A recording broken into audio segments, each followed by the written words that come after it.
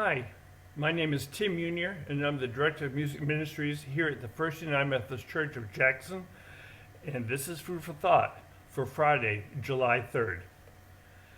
This weekend we'll be celebrating the 4th of July, or as some call it, Independence Day.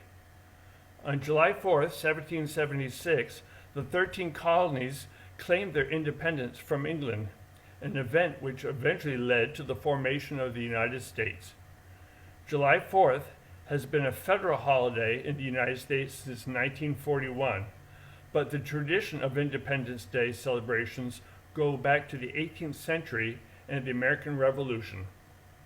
On July 2nd, 1776, the Continental Congress voted in favor of independence, and 2 days later, delegates from the 13 colonies adopted the Declaration of Independence, which was drafted by Thomas Jefferson. Independence is a great thing. It's something that most of us, at some point in our lives, crave. As children, we are wholly dependent on our parents.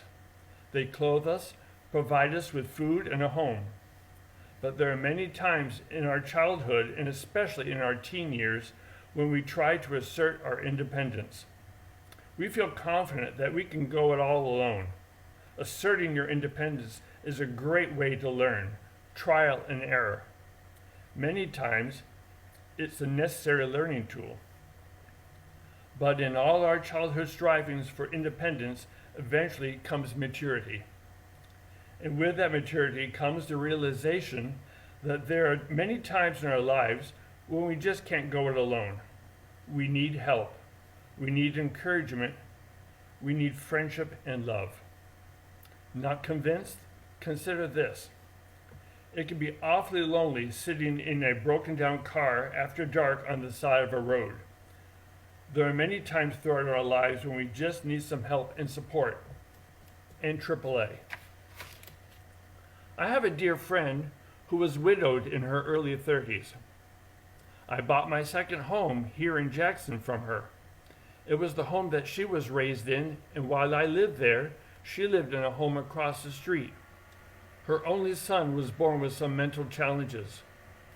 She is now 92 years old, and her son has been dead for a number of years.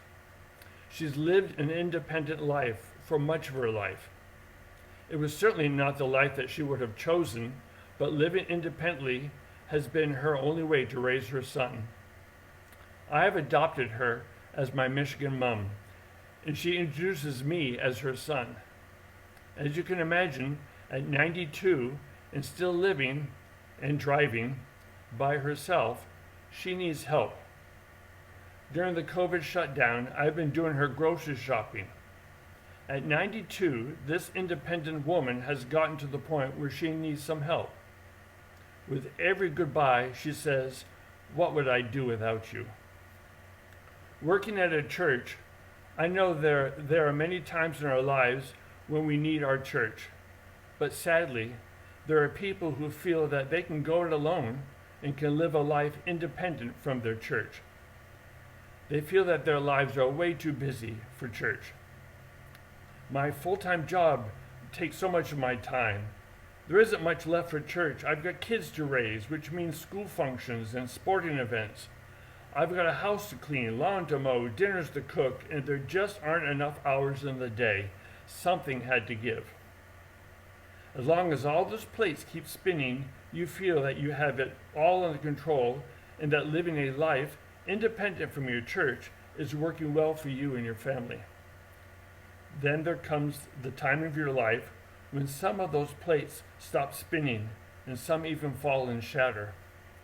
That day comes to all our lives. There's a death in the family. There's divorce. You've lost your job.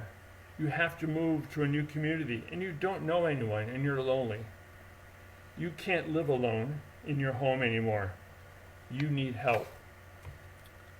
I don't know how many times I've said over the years, how do people get through these things without a church community? Please understand me. Church isn't an insurance program. It's not there to ward off all bad things from happening to you. Bad things will come, and there will be struggles in your life. The church is there to love you and to support you and help you in any way that it can. The church is family. God's love is unconditional. We can make mistakes, as we often do, and He'll be there to help pick up the shattered parts of our lives. I'm sure that you all have heard the story in Luke 15 of the prodigal son. He wanted his inheritance from his father so he could leave his father's house and have an independent life. Well, you know how the story goes. He wasn't successful. He needed his family, and he wanted to go home. His father could have sent him away, but that's not what he did. With love in his heart, his father couldn't turn his back on his son in need. His father embraced his son and welcomed him back as a cherished part of the family. Independence is not a bad thing to strive for. We should all be independent, to a point. But with that independence, don't exclude those who love and support you. If you are the prodigal son and you have asserted your independence from your church home, please know that your Father is standing ready with open arms to welcome you back home. Enjoy Independence Day holiday and stay safe. And know that your church family is eagerly awaiting your return.